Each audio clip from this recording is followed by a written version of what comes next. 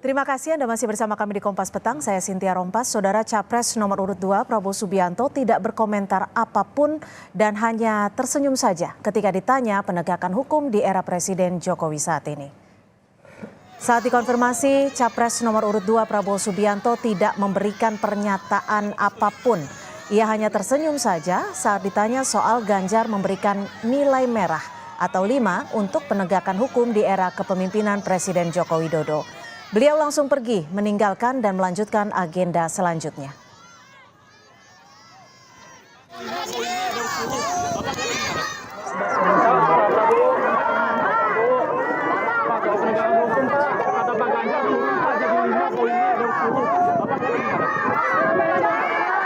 Gimana Pak? Bapak setuju gimana Pak Ganjar?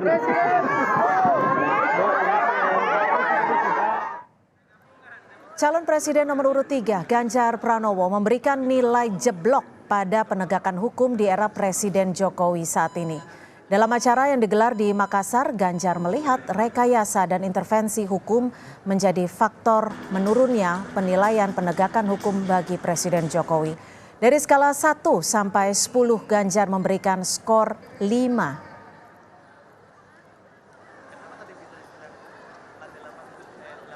Ketika aktor tidak ada kasus kemarin atau belum muncul kasus kemarin.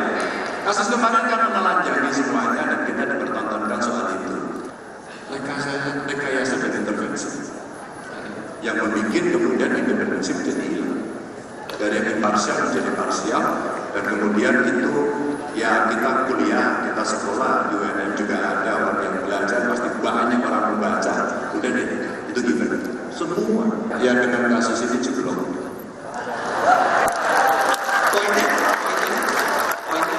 Jeblok, kira-kira poinnya berapa? 1 sampai 10. 5. Sementara soal penegakan hukum, Capres nomor urut 1 Anies Baswedan berharap tidak ada lagi kriminalisasi terhadap lawan politik. Menurut Anies, hukum tidak dipakai untuk kepentingan politik.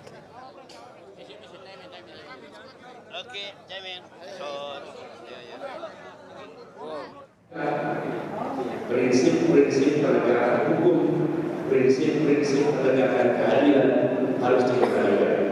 Kami melihat pentingnya untuk bisa mengembalikan kewibawaan pengadilan, mengembalikan kewibawaan aparat penegak hukum, dan tidak lagi ada kriminalisasi pada siapapun juga lawan politik, bahkan pribadi-pribadi bersalah, termasuk ulama, termasuk oposisi. Karena hukum bukan dipakai untuk kepentingan politik, tapi hukum dipakai untuk menghadirkan rasa keadilan. Lalu saudara, seperti apa ketiga pasangan capres ini menyikapi penegakan hukum di tanah air? Kami akan bahas bersama juru bicara TPN Ganjar Mahfud, Ciko Hakim, kemudian Pak Zuhad Aji, Tim Hukum Nasional, Direktur Eksekutif Tim Hukum Nasional Anies Mohaimin, dan juga Habibur Rahman, Wakil Ketua TKN Prabowo Gibran, serta Ibu Sulistiowati Suwarno, Guru Besar Fakultas Hukum Universitas Indonesia yang bergabung melalui sambungan Zoom. Terima kasih Bapak-Bapak sudah kembali hadir di Kompas Petang sore hari ini. Saya langsung ke Pak Habib. Pak Habib, Pak Prabowo nggak kasih komentar apa-apa. Apa sebenarnya penilaian dari Pak Prabowo soal kinerja hukum di tanah air di era pemimpinan Jokowi? Saya tidak bisa menanggapi Pak Prabowo ya, karena beliau kan nggak mengomentari apa-apa. Cuma memang saya harus juga menanggapi apa yang disampaikan Pak Ganjar. Pertama, kita tahu ada 2 menteri penting di bidang hukum yang dari partai yang sama dengan Pak Ganjar.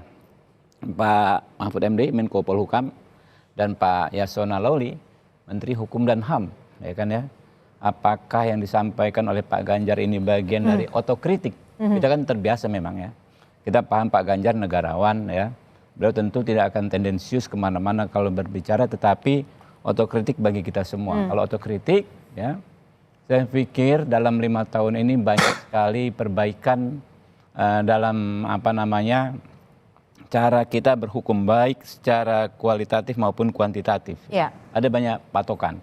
Yang pertama soal apa yang disebut-sebut banyak pihak sering hukum tajam ke lawan politik, tumpul ke kawan politik. Saya adalah orang yang menjadi pengacara banyak sekali orang yang disebut oposisi ketika saya belum menjadi anggota DPR. Ketika saya menjadi anggota DPR, kita mengimplementasikan yang namanya restoratif justice, di mana di 5 tahun belakangan banyak sekali kasus-kasus yang terkait persoalan politik diselesaikan dengan mekanisme restoratif justice yang ada di tingkat penyidikan, di tingkat penuntutan maupun di pengadilan. Ada di 3 tingkat tersebut, konsep tersebut. Lalu terkait pemberantasan korupsi, ya, orang bilang sekarang pemberantasan korupsi bermasalah. Saya pikir oke, betul memang tidak sempurna, tetapi ada kemajuan. Misalnya di Kejaksaan dalam 1 tahun 2022 saja, ya, ada 21 triliun uang negara diselamatkan. Jadi kalau boleh disimpulkan kasus-kasus dari TPN Ganjar Gibran ini berapa nilainya? Saya nggak ingin memberi nilai, ya, tetapi menurut saya banyak sekali perbaikan dalam 5 tahun belakang. Termasuk yang paling penting adalah lahirnya KUHP. Ya. Saya alhamdulillah sebagai mahasiswa Fakultas Hukum yang akhirnya menjadi sarjana hukum, cita-cita terbesar saya adalah ingin ikut berandil, ya, menerbitkan KUHP yang baru yang telah berlaku selama 200 tahun. Baik. Ya, itu bisa kita buktikan, kita wujudkan terjadi di eranya Pak Jokowi yang jadi kalau boleh saya simpulkan nih pasti penilaiannya lebih dari 5 lah ya. Bahkan ya positif, bagus sekali ya, sangat bagus. Tapi saya nggak akan berani nomor sekian. Yang menilai itu sebetulnya bukan kami, orang politik, rakyat. Nah, itu yang kami persilakan. Baik, kami tangkap sampai di situ. Mas Ciko, kenapa dikasih nilai 5? Apakah ini fokus setelah keputusan MK? Tapi di sisi lain ini kan ada Pak Mahfud, ada Pak Yasona di sana. Jadi saya konteksnya kemana sebenarnya? Langsung kembali ke statement Pak Ganjar yang memang kita tidak bisa menilai begitu saja tanpa berada di sana. Nah, ini kami merekam statement beliau yang kata-katanya jelas bahwa dengan adanya kasus di MK nilainya menjadi jeblok. Gitu loh. Karena dengan kejadian itu persepsi publik hari ini jadi berbeda dan kemarin kelihatan tegas, hari ini dengan kejadian terakhir jadi tidak demikian. Maka menjadi jeblok.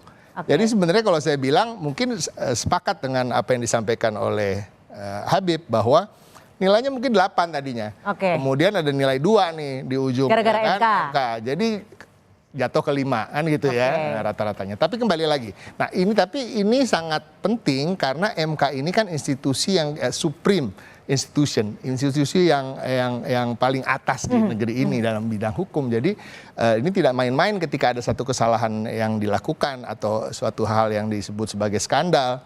Nah, jadi kenapa tadi kembali lagi akhirnya menjadi jeblok walaupun selama ini dianggap tegas dan lain-lain. Nah, kita melihat dalam soal hukum di Indonesia memang banyak kemajuan, saya setuju. Tapi kembali lagi banyak juga hal-hal yang terefek dari tidak adanya kepastian hukum yang jelas bagi pengusaha. Kita bicara kalau kita ke atas kita bicara soal pengusaha, investor dan lain-lain, itu kepastian hukum. Nah, ketika kita bicara ke bawah tentunya kita bicara tentang keadilan bagi masyarakat, dan masih juga adalah 1-2 masyarakat yang menjadi korban untuk dikorbankan demi kepentingan hal-hal yang lebih besar atau lebih tinggi dari mereka dianggap.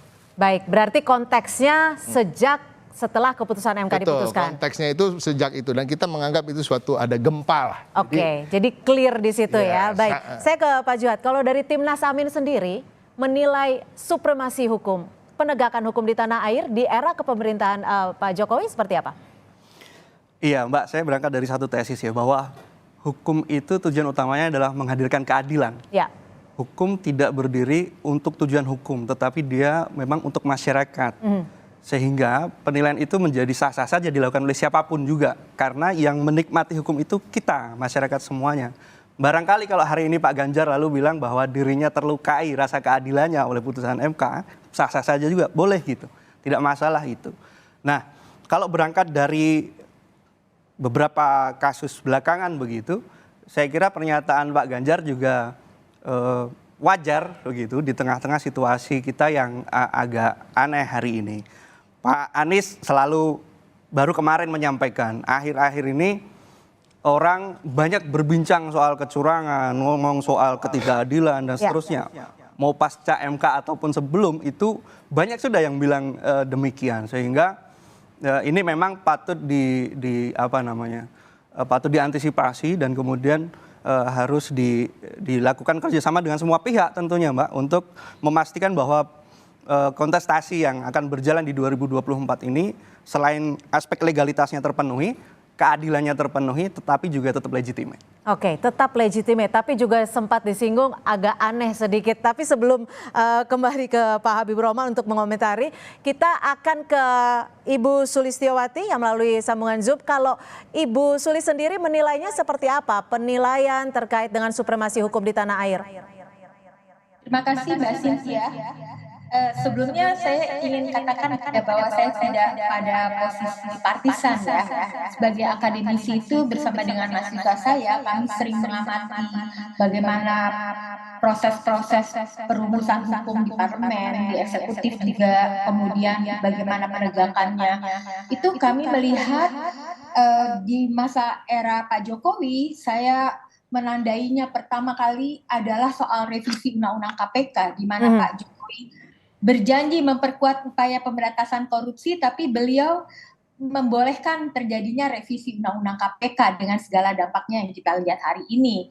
Kemudian beliau juga membuat Undang-Undang Cipta Kerja dengan metode Omnibus Law itu, yang sungguh pun tujuannya baik untuk memangkas birokrasi, tetapi karena dibuat dengan tidak mematuhi prosedural formal, dibuat cepat-cepat, maka akibatnya setelah undang-undang itu jadi juga dibawa ke Mahkamah Konstitusi dan kemudian instead of memperbaikinya tetapi dibuat perpu gitu ya. Oke. Lalu juga ya, oke. Tapi Bu Sulis, kalau nilai 5 sendiri Ibu sepakat tidak? Atau ini memang hanya karena ada keputusan MK saja? Oh ya, keputusan MK adalah suatu persoalan hukum yang sangat berat ya, bagaimana Mahkamah Konstitusi yang dilahirkan dari reformasi 25 tahun yang lalu kemudian digunakan tangannya untuk kepentingan-kepentingan politik praktis ya di dalam pemilu ini. Menurut saya itu adalah sumber permasalahan dari pemilu kita 2024. Oke, jadi ada yang digarisbawahi adalah putusan MK. Bagaimana Pak Habib menilai ini? Ekspektasi kita terhadap penegakan hukum itu sebagaimana ekspektasi kita terhadap kiper dalam tim sepak bola. Seberapapun banyak peluang gol dia dia gagalkan, tetapi satu kebobolan dia akan dibully. Tidak ada produk hukum yang sempurna, tidak ada keputusan pengadilan yang sempurna. Soal putusan MK kan akhirnya kan memang ada sebagian pihak yang masih misleading sampai saat ini. Karena kalau kita baca putusan MK, tidak ada bukti sama sekali terjadinya intervensi. Yang ada hanyalah Pak Anwar Usman disalahkan karena tidak mundur yang dianggap melanggar peraturan Mahkamah Konstitusi.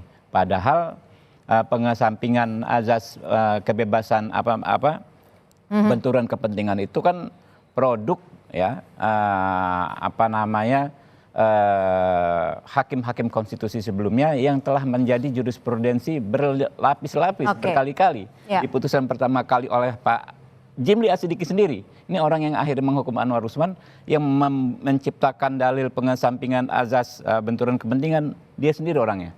Ya, berbagai edisi Mahkamah Konstitusi sampai akhirnya diikuti juga oleh Pak Anwar Usman, dan Anwar Usman lah yang dijadikan kambing hitam dalam permasalahan ini. Apakah kita akan terus berdebat soal ini? Ya silahkan, tapi kita punya hak masing-masing melakukan penilaian. Nah, persoalan-persoalan lain ya, misalnya tadi disampaikan soal Omnibus Law, ya kan, soal Undang-Undang KPK, ya itu tadi kembali termasuk soal KUHP. KUHP itu banyak sekali awalnya yang menentang, tetapi sekarang kita sama-sama sepakat bahwa itulah yang jauh lebih baik daripada produk hukum yang sebelumnya. Memang nggak ada yang sempurna, tapi apakah persoalan di KPK ini merupakan akibat dari sebab terbitnya Undang-Undang KPK tahun 2019 tersebut? Saya men-challenge setiap pihak untuk membuktikannya. Karena banyak sekali variabel ya yang bisa menimbulkan persoalan di KPK seperti saat ini. Bukan persoalan undang-undangnya gitu loh. Undang-undang KPK menurut saya bagus. Kenapa? Sekarang KPK ada Dewan Pengawas. ya yang terbukti ya, dalam beberapa kali dia juga bisa bersikap tegas ya terhadap terjadinya berbagai pelanggaran yang dilakukan oleh komisioner KPK. Baik, cukup sampai saya sudah disimpulkan. Tapi tadi Mas Ciko kayaknya agak senyum-senyum pas dibilang soal tidak ada intervensi gitu. Tapi sementara itu Pak Ganjar kemarin juga sempat menyinggung soal narasinya rekayasa dan intervensi. Gimana? Jadi gini. Saya beberapa kali ketemu brother saya 4 kali 5 kali. 4 kali 5 kali ini. Kalau perdebatan soal ini pasti nggak akan habis karena ada satu pandangan-pandangan yang berbeda, prinsip dari pandangan itu sendiri. Mas Habib ini sebagai lawyer dia betul-betul berprinsip pada ansih tentang hukumnya. Sedangkan saya lebih mengarah ke tentang keadilannya karena saya selalu percaya bahwa keadilan itu tidak selalu berbanding lurus dengan hukum. Nah itu ya keadilan itu ada masalah rasa di situ, rasa keadilan di masyarakat. Makanya kan ada frasa itu. Jadi ini yang saya lihat bahwa rasa keadilan itu kan kita melihat dari fakta-fakta yang ada seperti bapaknya seorang Gibran adalah Presiden Republik Indonesia, pamannya adalah seorang ketua MK. Nah ini yang tidak akan ketemu nih ya. Jadi Mas Habib nggak usah jawab lagi. Ini cukup di sini aja. Tapi udah bilang saya akan jawab. Itu dari persepsi yang kita lihat. Nah kita kembali lagi bicara soal tadi juga selalu mengarah ke produk-produk hukum. Tapi kembali lagi selain produk hukum tentunya kita bicara soal penegakan hukum. Person-person yang kita taruh di tempat-tempat itu. Nah kita bicara kalau bicara soal visi misi dari Pak Ganjar dan Pak Mahfud tentunya selain produk hukum itu diperkuat, kita semua pasti sepakat soal itu, menerima masukan dari tokoh-tokoh seperti Ibu Sulis dan juga budayawan ataupun apa, ada produk-produk hukum yang perlu memang diperkuat dan lain-lain, kita setuju. Tapi untuk penempatan person seperti hakim dan lain-lain juga itu juga menjadi seleksi yang diperketat lagi. Nah ini yang kedepannya menjadi prioritas kita. Baik, jadi prioritas. Tapi ditahan dulu Pak Habib, kita akan kembali membahasnya. Ini udah 5 kali gitu. Usai jeda tetap bersama kami di Kompas Petang. Udah 5 set, rubber set ya. Bolak-balik. Bolak-balik ya kalau.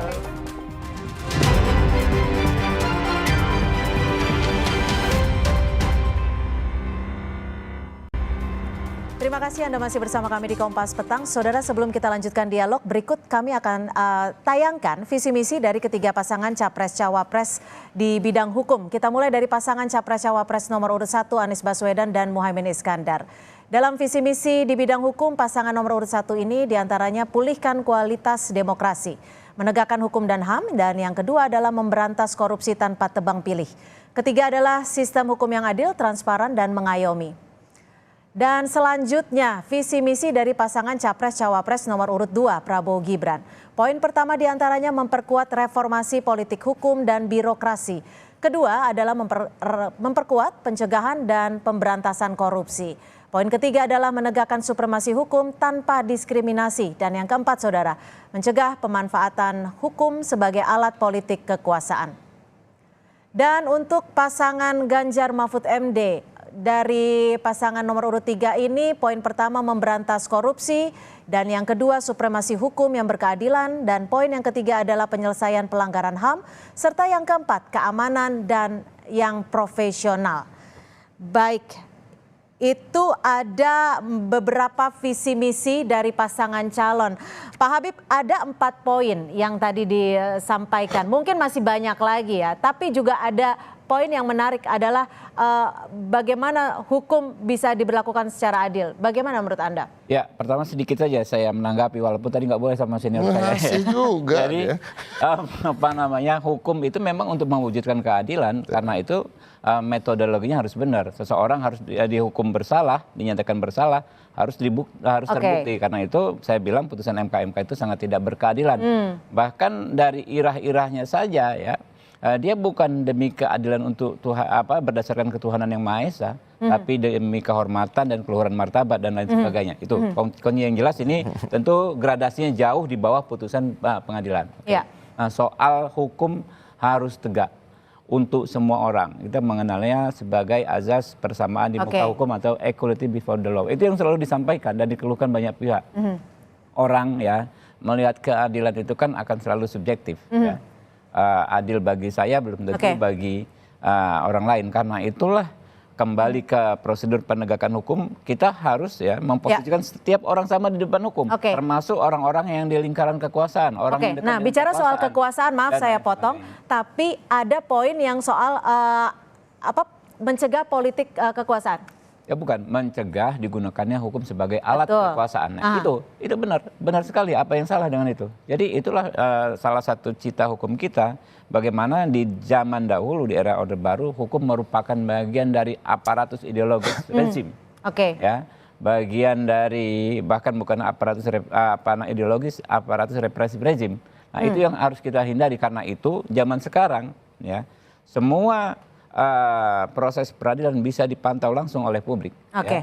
Di pengadilan pidana, perdata, pengadilan tata usaha negara dan lain sebagainya. Ada aturannya, kemudian ada regulasi yang untuk mengoperasikan hukum. Bagaimana kita berhukum. Begitu juga terhadap pengawasan terhadap lembaga-lembaga tersebut. Kita ada komisi yudisial. Ya, walaupun komisi yudisial ini berulang kali dihalangi untuk bisa menghalangi untuk mengawasi Mahkamah Konstitusi itu sejak zamannya Pak Jimli Asidiki gitu kan ya. Jadi itulah perangkat-perangkat kita, tinggal kita maksimalkan saja yang sudah ada sekarang, sudah baik di zaman Pak Jokowi, kita maksimalkan di masanya Pak Prabowo besok. Di masanya Pak Prabowo besok. Baik, saya akan ke Pak Juhat dulu. Pak Juhat, kalau menurut Anda sendiri dari Timnas Anies, bagaimana melihat politik kekuasaan? Apakah ini masuk jadi PR besar jika memang nanti Anies menang? Jadi begini, pertama soal keadilan subjektif begitu ya. Saya ingin tanggapinya begini.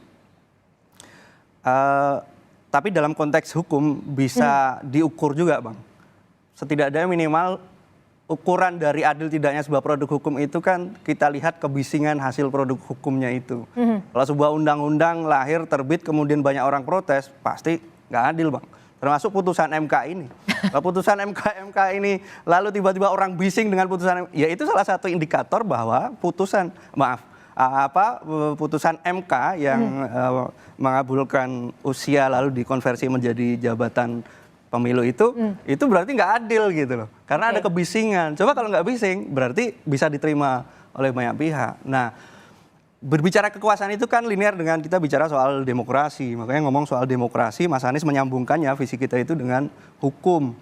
Sebab begini, kalau guru kita itu ngajarin kita bahwa produk hukum yang dibuat di dalam konfigurasi yang politik yang demokratis, itu hukumnya pasti populis. Kalau hukum dibuat di dalam konfigurasi politik yang otoriter, diktator, begitu hukumnya ortodoks.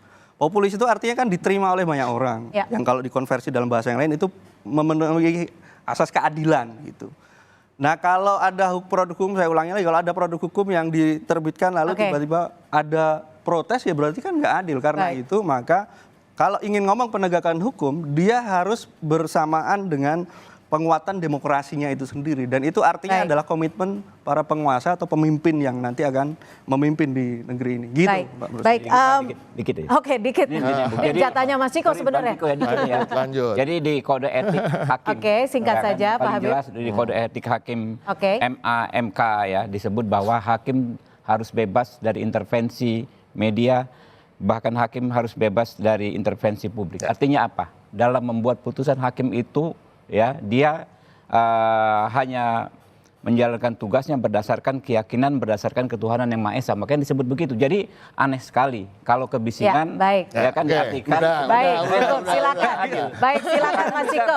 Mas Ciko ada mendukung. Silakan Mas Ciko menanggapi sekaligus diinformasikan ada poin kedua, supremasi hukum di visi misi Anda.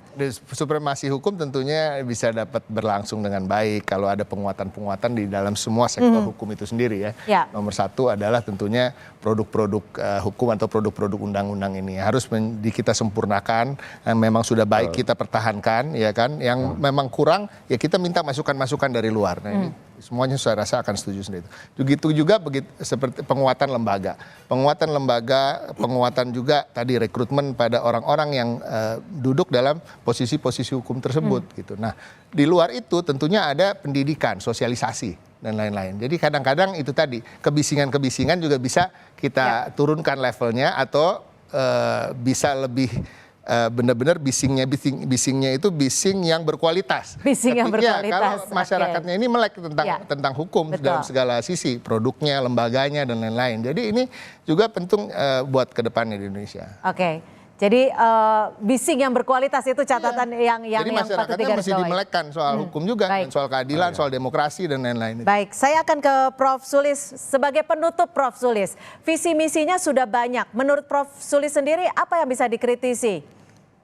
Ya, terima kasih. Saya hanya ingin mengingatkan bahwa keadilan hukum itu tidak selalu sama, identik dengan keadilan sosial, keadilan substantif. Karena keadilan hukum itu adalah sekedar keadilan legalitas formal ya. Semuanya bisa dipenuhi, tetapi isinya itu menjadi persoalan ya. Banyak sekali Indonesia adalah laboratorium yang menyediakan contoh-contoh bagaimana hukum itu bisa dimanfaatkan oleh kepentingan bisnis, kepentingan ekonomi, politik dan lain-lain, sehingga masyarakat itu sukar sekali mencari keadilan melalui lembaga-lembaga formal. Ya. Baik. Kami sudah tangkap atas kesimpulannya. Terima kasih Prof. Sulistiawati Suwarno, Guru Besar Fakultas Hukum Universitas Indonesia. Dan juga terima kasih Direktur Eksekutif Tim Hukum Nasional Anies Mohaimin, Pak Juhat Haji, sudah bergabung bersama kami. Dan juga Wakil Ketua TKN Prabowo Gibran, Pak Habibur Rahman. Terima kasih Juru Bicara TPN Ganjar Mahfud, Mas Ciko Hakim. Terima kasih sudah bergabung bersama kami di Kompas Petang.